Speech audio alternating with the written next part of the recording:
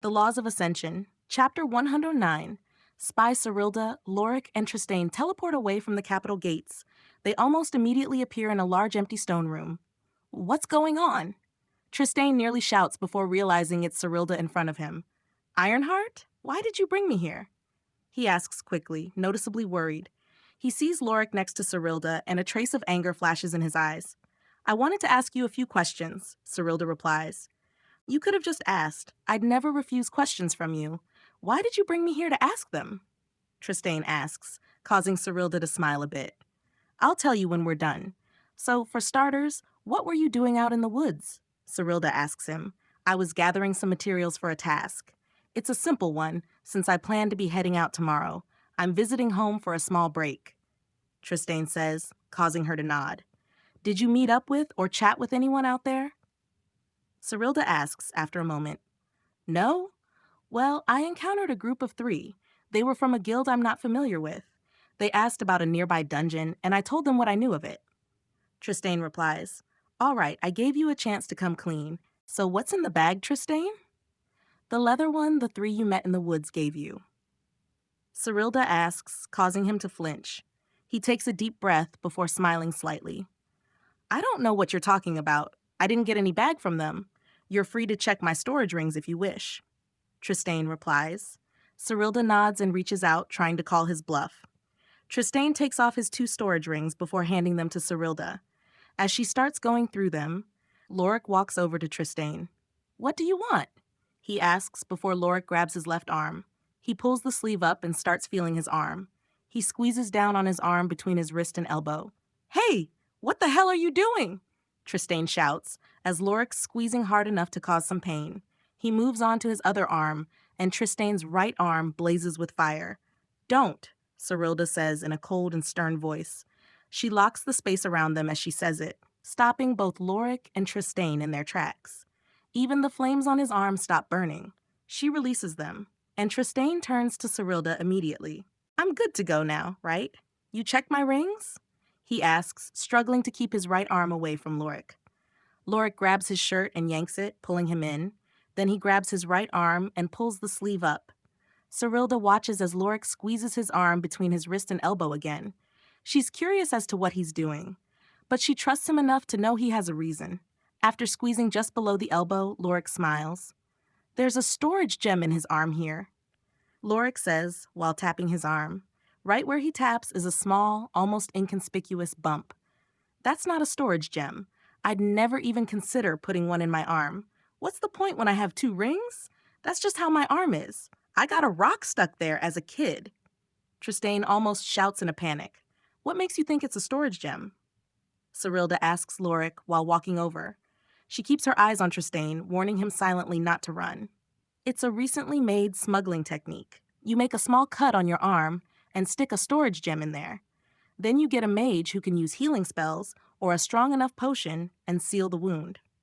If done properly, the gem will be hidden, but still close enough to the surface to store items.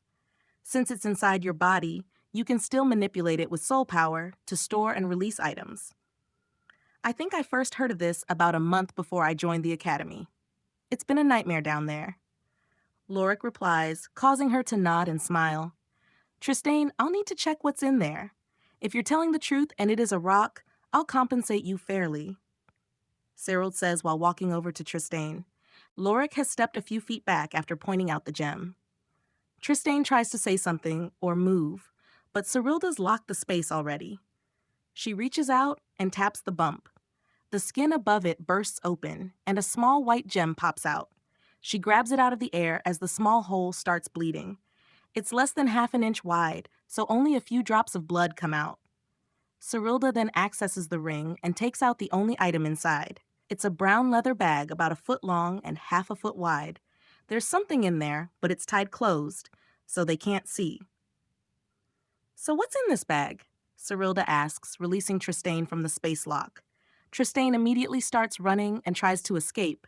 She locks the space again before he can get even a few feet away. Really? She asks with a sigh as Lorik inspects the bag. He doesn't open it, but he looks around it. Then he tries smelling it, esquihing, to see if he can tell what's inside. He goes to untie it, but immediately backs away. The moment he grabbed the rope holding it closed, he felt an incredible danger from the bag. Cyrilda notices his sudden movement and wary look in an instant. "This thing's dangerous," Lorik says, causing Cyrilda to nod. She stores it back in the storage gem taken from Tristane. "You're coming with us. We'll get those answers one way or another," Cyrilda says before they teleport again. They appear in her office this time, surprising those inside. King Eldrin and Lucian shout when they appear. "Jesus, give us a warning," Lucian says before noticing Lorik and Tristane. Or more accurately, Tristane's scared shitless expression. "What's going on here?" King Eldrin asks. "Call the guards, we'll talk after," Cyrilda replies. He nods before snapping. His soul power emanates from the snap, alerting nearby guards. Just a few moments after the door bursts open and 3 guards walk in. "Take this guy down to a cell. Detain him there for now. You're to treat him like a prisoner, nothing else," Cyrilda says while pushing Tristane toward the nearest guard. They nod and take him before confirming that's it. Then they leave, one of them taking Tristane down to the cells below the castle. "So what was that about?" Lucian asks, as Cyrilda and Lorik sit. "Lorik here went to the woods, without an escort, might I add," Cyrilda says, causing Lorik to let out a laugh. "But he came across Tristane meeting 3 of Calvaris's spies. They all died before I could capture them. So we went and captured Tristane. He had hidden a storage gem in his arm, burying it beneath his skin. He put the bag the spies gave him into it. We don't know what's in the bag, since it seems dangerous. Lorik jumped back when he almost opened it. So we should proceed with caution," Cyrilda explains. "Did Tristane say anything yet?" King Eldrin asks. "No, he keeps trying to play innocent. After we caught him red-handed, he refused to speak. But Lorik overheard a bit of their conversation. He saw them give Tristane the bag, so there's no doubt they're working together.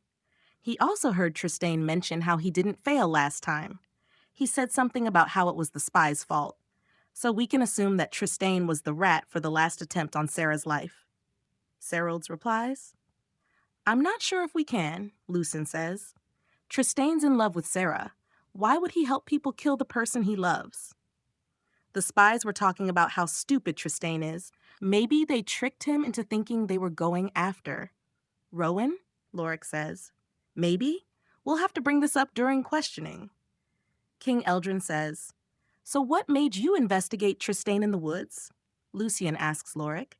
"I saw Tristane's aura and saw him meeting 3 other mages. They were high-tiered mages, too. So I thought I'd go and see what was going on. They were just out of the way of the path I'd take to go to another herb spot. So I planned to play dumb and say I was heading there if it turned out to be nothing." Lorik replies, "So what's the plan with the bag?" King Eldrin asks after a moment. "I can use my summoned wolves to open it," Lorik says. "Really? Then let's go to the training rooms. We'll be outside the protective glass, just in case," Cyrilda says before they all get up.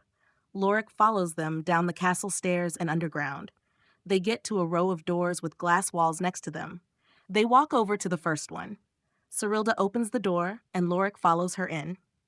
The inside is a stone room, reinforced with magic. She places the bag in the center of the room. Lorik summons one of his wolves before they leave. Cyrilda closes the door, and a reinforcement spell activates in the entire room. They watch through the glass as his wolf walks over and bites the rope. It pulls, opening the bag.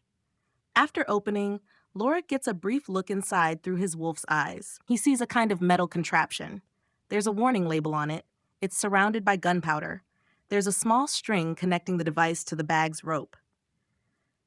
After a brief moment where Lorik gets to see all this, it blows up. Smoke fills the room as it shakes from the explosion. The explosion was huge, filling the entire 20-foot wide and 15-foot tall room. "It was a bomb," Lucian says with a small sigh. "That narrows the intent down at least," Cyrilda adds, half-jokingly. "So what's the plan for now?" Lorik asks after the smoke settles. The training room is charred and the bag is gone. But there's no damage to the room. For now, we'll question Tristane about it. Once we know what his involvement was and what he was planning to do, we'll punish him accordingly. We'll also tell the others, as I'm assuming this bag was meant for you all," Cyrilda says, causing Lorik to chuckle. Never been given such a life-altering gift before. He says, causing her to start laughing. Why are all wolf pups so weird? Lucian mutters, Hey, why the hell would any normal person become a wolf pup? They wouldn't. So it's impossible for a normal person to be wolf pup. Besides, I'm unique among the pups. The others all would have gone for your gold the second you turned your back. Lorik says, causing him to shake his head. In all seriousness, Lorik, go back to your dorm for now. I'll call you all when we have answers. Until then, don't tell the others about this. Cyrilda says before they all leave the training rooms. Lorik leaves the castle as they head down to the cells. Lorik walks back to the academy and enters their dorm.